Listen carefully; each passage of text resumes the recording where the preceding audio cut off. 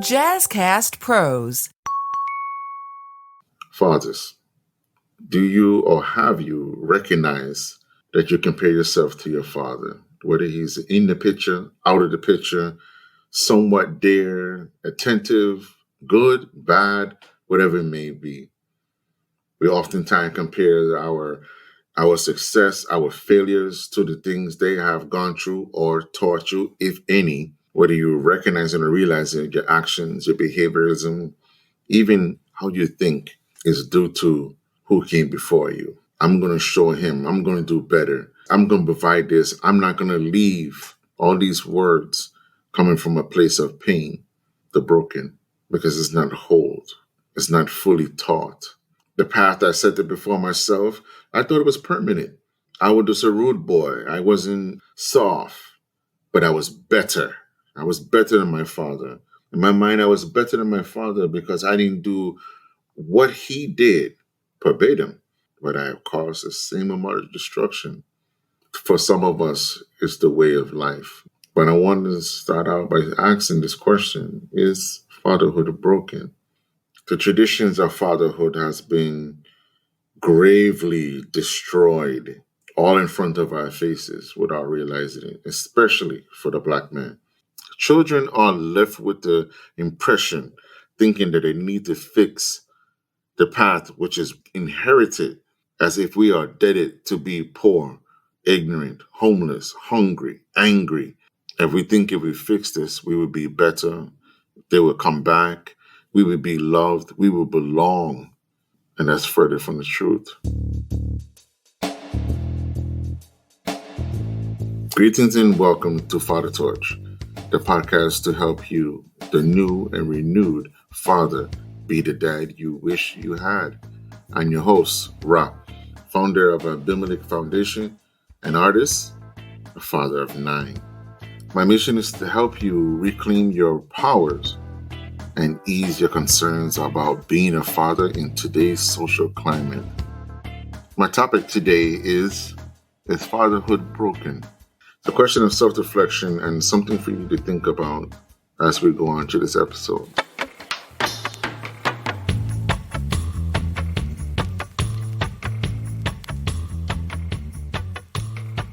Three years ago, I was in a coma.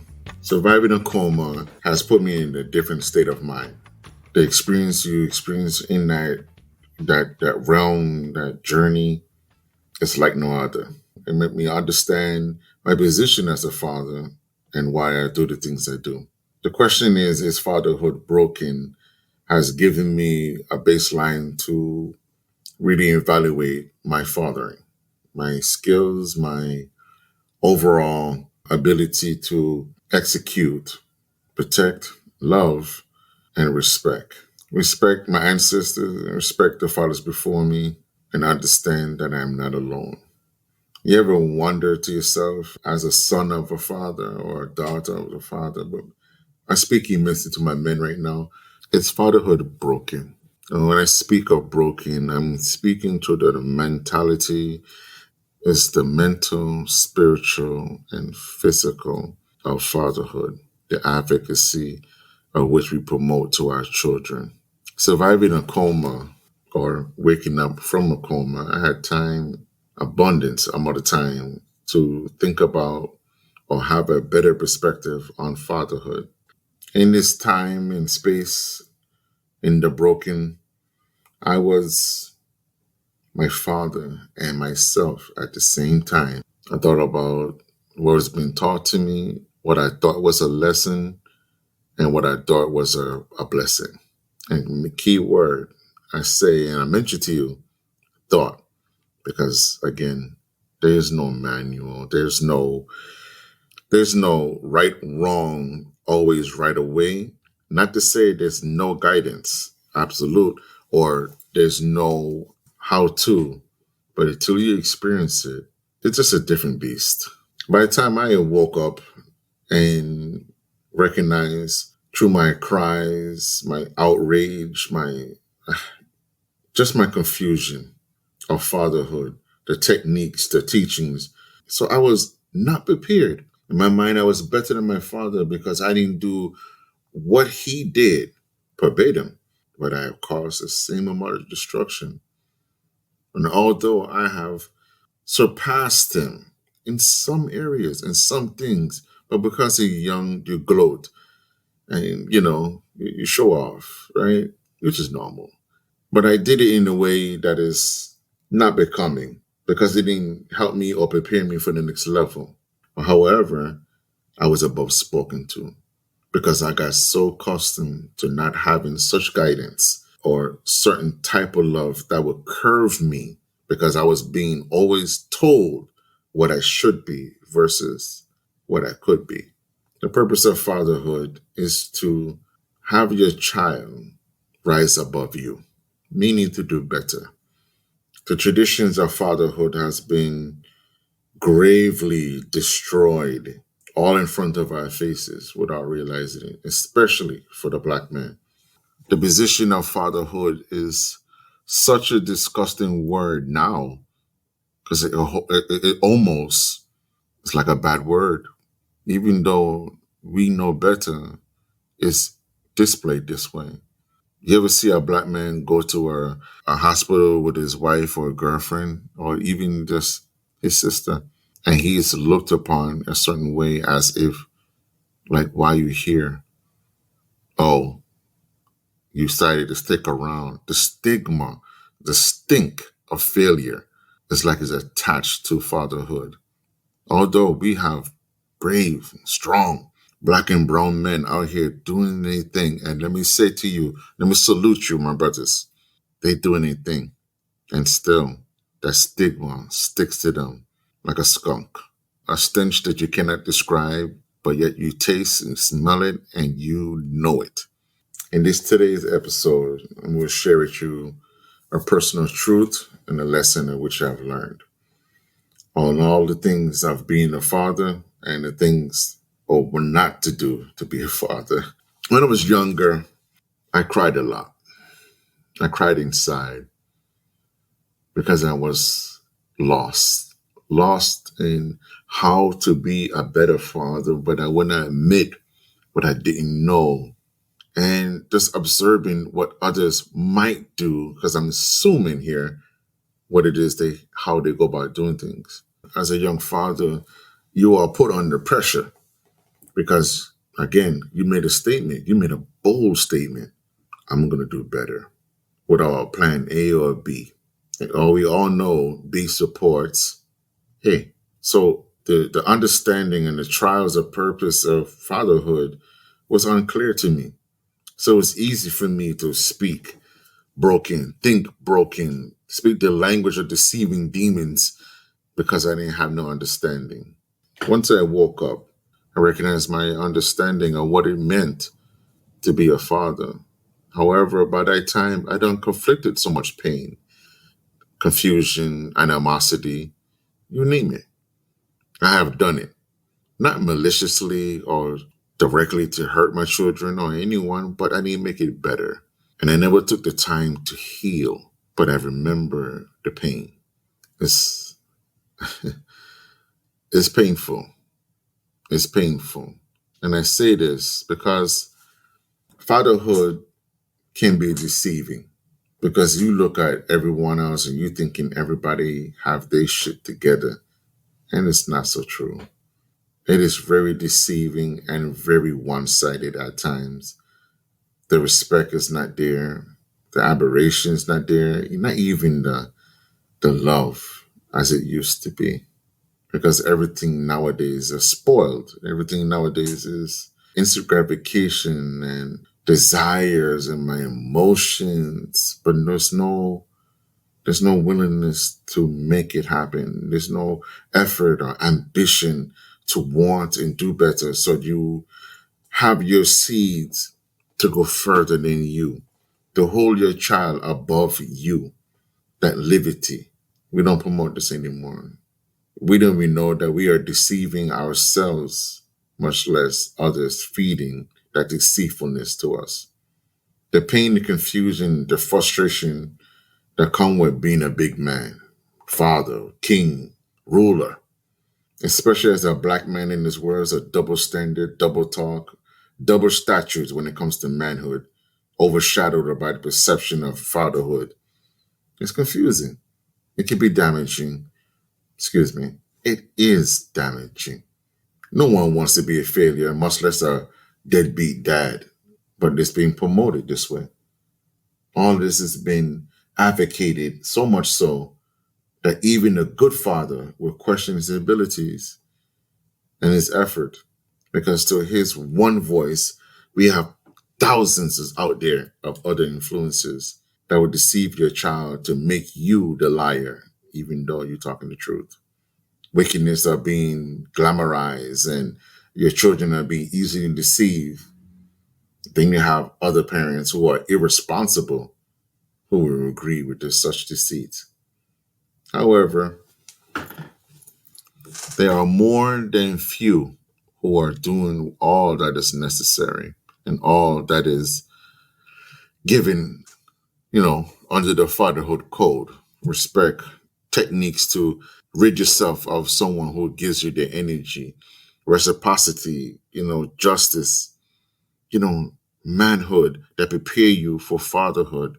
Just my opinion. I believe it's broken, but hear me out to the end and I can give you my true opinion of what I mean and follow me so we can unravel that. I say fatherhood can be deceiving or looks can be deceiving. It's because children are left with the impression thinking that they need to fix the path which is broken, that is inherited through their father to them, as if we are deaded to be poor, ignorant, homeless, hungry, angry, just overall left alone. The other part of it is we choose and create our own chaos as we grow older. And we build on this. We make a foundation on this because we think that's what we need to do to be better. We need to be ruthless, harder, stronger, have more of a masculinity, show no emotions or mercy. And all the time we are dying inside. We need more understanding and overstanding of fatherhood in itself. It's a balance. It falls on both sides, good and bad. The problem is with fatherhood is that we have too much traditions without value. We have too much mix up that is being glamorized and promoted. We have too many fathers promoting one thing and living in another way. And our children sees through these things and they are angry, confused, and out of order. And we can't blame them. We can't even say if they already knew and what they knew. The thing is, they recognize the power as we did at one time before we became corrupted, confused, and mad. As a young man, my teaching of fatherhood was not a good thing. I was never taught to deal with my problems, cope with my emotions. As a father, it was never taught to me that when problems happen, I'm going to sit down and pray about it, think about it, go amongst my brothers, reason with the village. I was taught to deal with things on my own. Mind your business. Don't tell no one their business. Show no weaknesses, no emotions. But inside, confused, damaged, or damaging in myself. All that I thought was right and all that I thought that was good, but it wasn't. And I didn't realize that it wasn't until long after. And even when I did realize it is, who cares, right? Because I'm already no good. I don't convince myself that I was no good. But yet, again, I am better than him, right? Because I didn't do what he did. I didn't abandon you. I didn't beat you. I didn't cripple your thoughts and dreams. I didn't damage your future. Or did I? How didn't I do the same thing? How did I do better? Was I attentive? Was I loving? Was I overstanding? Was I breaking the cycle of which I went through? The question I couldn't answer honestly, because again, my pride, my upbringing wouldn't allow me to admit that or submit to that truth. I done things to survive, didn't make it right, but I survived because I thought that was the only way I can get through. I use every tactics in my arsenal. I use ignorance. I use brute force. I argue. I bite my teeth. I showed my claws. I roar and I blew like the Dickens to get my point across because I thought I was or becoming the broken as my fathers without understanding, without knowing what this meant to me. Allow me to go into the mindset of broken. In the world of broken, you are the creator. You create your own world. You are God. Playing the game and results of death and destruction, you are the ruler in this realm. However, anybody who wants to take on the mantle of being a God, I say to you, good luck. It is hard to mimic such power and grace at the same time. To mimic humbleness and the ability to forgive, it is not an easy task. So I say to you, my brothers, my hat goes off to you to truly believe that you can play this role and play this role alone.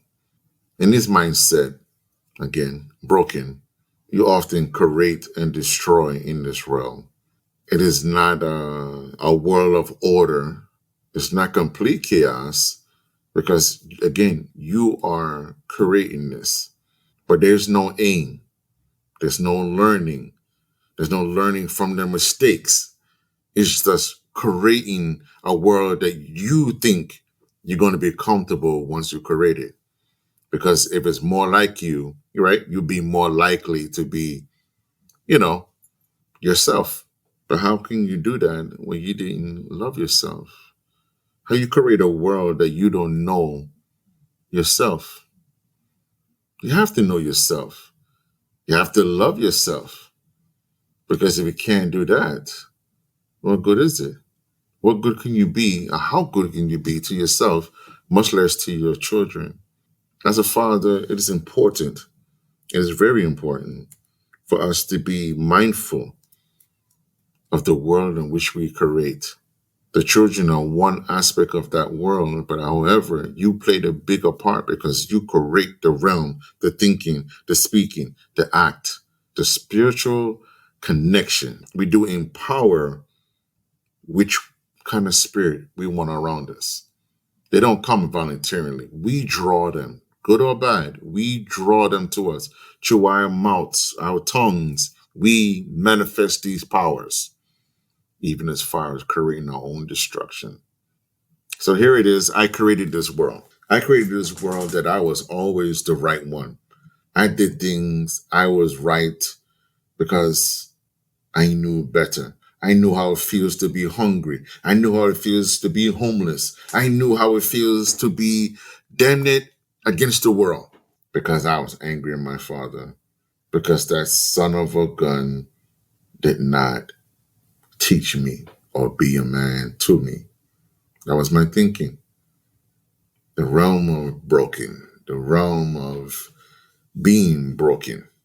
And when I built my world, and mighty was it the world, the mighty will look at my world and say, oh, behold, beautiful, courageous, the strong. And no matter what I looked at, no matter how much I built, I can never feel satisfied. Because to be satisfied, I had to love something. I had to care for something. And that wasn't the case. That wasn't the case. I can't care and love something and expect to be shown strong gratitude or even be humble to it. So I destroyed. I ruined relationships. I distant myself. I curse anything that remind me of him, not realizing that involves me too. No matter how good the comments were or the praise was, it was never good enough because it wasn't him.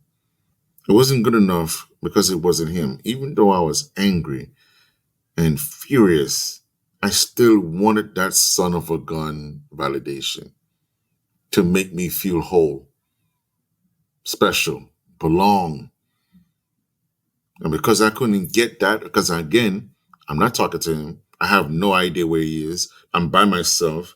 I'm having the baby mama trauma, and I'm having my trauma and the world's trauma on top of me. And how can anybody help me when I think everybody's against me? How can I know when anyone is helping me if I'm drowning in my own blood? And the thing is, no matter how much you try to help me, I reject you. Because again, I can't tell the difference. All I know is that I'm drowning and I feel no way out. So the best thing I do when I feel like I have no way out and I feel like there's nothing happening, I seek death. I seek death. And death is a whole different beast. But before you seek death, a person often looks at their worthiness and looked at what they are worth. Fathers go through this many times over, sometimes doing the same dumbest shit and don't realize they're repeating the same thing, all because they didn't learn the lesson from the past, present, and that often means the future because they in the present, which dictates the future. A lot of times when we are thinking about worthiness, your worth, we're thinking about the purpose of your happiness, your security, and the wholeness that we strive for, the complete self and defined by the abilities, look, love, and speak with a chargeable word of wisdom, right? Knowledge and experience that describes the complete self and belonging to those who look like you, love you, speak like you, and look like you. If you have all these aberrations, these things instilled in you, then death is not something you look forward to. But without those worthy qualities and aberrations, you seek death. And even as a grown man, I may have been suicidal, but it doesn't mean a thought hasn't crossed my mind or crossed my path. But in my world of the broken, I sought out death. This occurs after a lot of all of you godly ways and powers have been exhausted, right? In this world, you are exhausted because you built so much to try to acclimate your achievements, your goals, things you have done. You could have been a CEO and do all these wonderful things, 500, Fortune company, and you still exhaust that godly power, which you use and thought you was creating. It was ultimately just destroying or creating your own destruction. Reaching a point of no return, you feel the loneliness that only promotes destruction. I myself, one time, used to think, a warrior's death is the way you should go out, guns and glory. But that is not a warrior's way. Not in Sankofa, not in tribes, not even the Rastafari way. A warrior protects. A warrior protects. And in today's society, it's not promoted. I mean, black families, brown families are being destroyed left and right for decades, centuries even. It's catastrophic. Psychological damage to the black and brown families in communities nowadays, and then some. What more can you do to destroy a black family other than take away or remove the father from the household? Send him back broken, without a purpose. He would destroy their house inside and out because he feels no worth or feel worthy. And as a warrior king, there's nothing worse than feeling empty and aloneness with no understanding, with stigma attached to you like stinking skunk. And nothing worse than that. And a woman, the mothers, are left to defend what was or what used to be a man, a father, a warrior king. But you live and learn. Understanding a warrior or a warrior king don't seek death. A warrior protects the ones he loves, protects those he loves, and understand his role is not to simply just die, but to die for the ones he loved. It is not simply to be disappeared because you die, but the teachings and the lessons which I promote will always live on, only because I instill love, ambition, reciprocity, justice, humility. I promoted my liberty with my seeds, and my queen kept that legacy by teaching them the same thing as I am demonstrating to them. And you cannot create your own death and seek honor.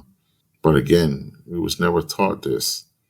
We was never taught to love and to die for those you do love in honor instead of dishonor or disgrace.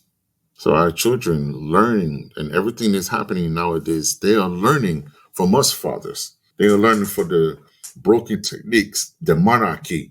They are learning the damage and destruction from our mistakes and our teachings.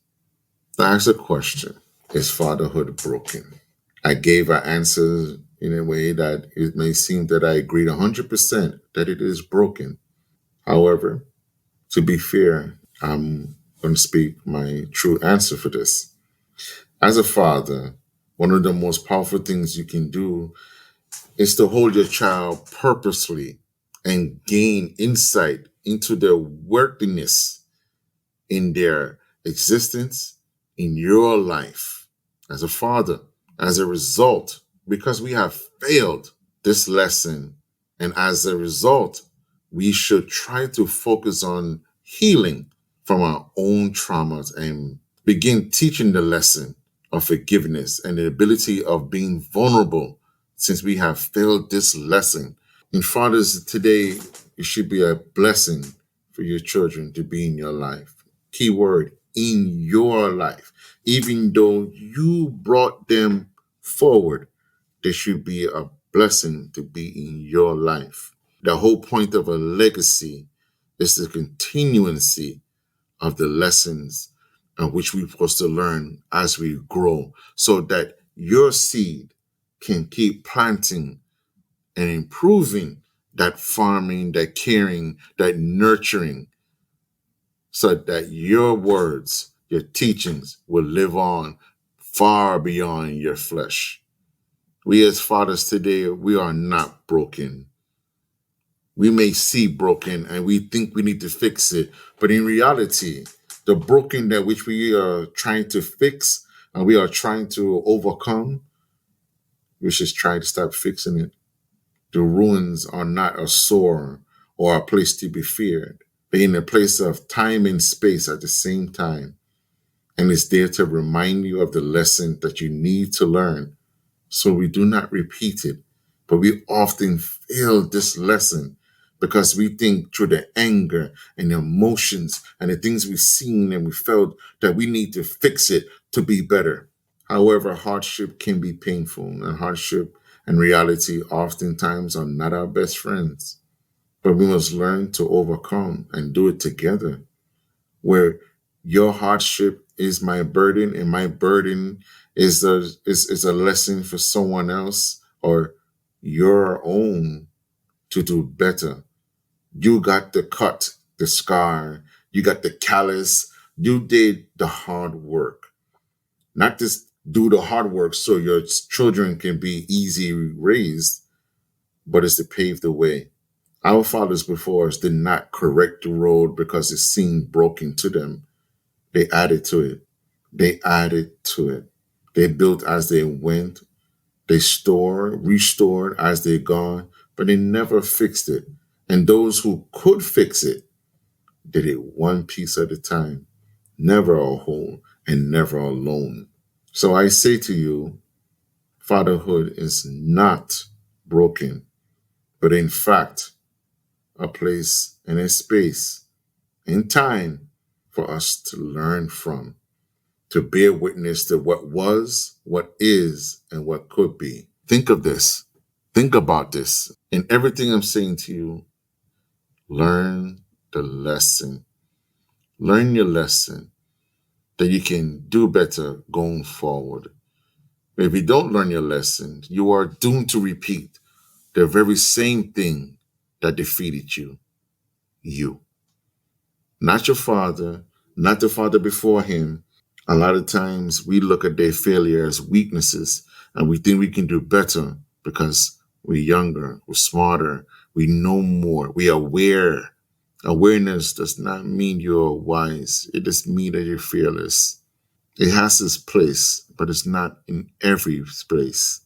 So I say with respect to my brothers, let us do better of teaching our youth. Let us do better and being vulnerable with them, speaking to them the truth and not covering up the pain. If you cannot be vulnerable with them, who else could you be? And if you can't love yourself, you cannot be what you want to be, which is the dad you wish you had.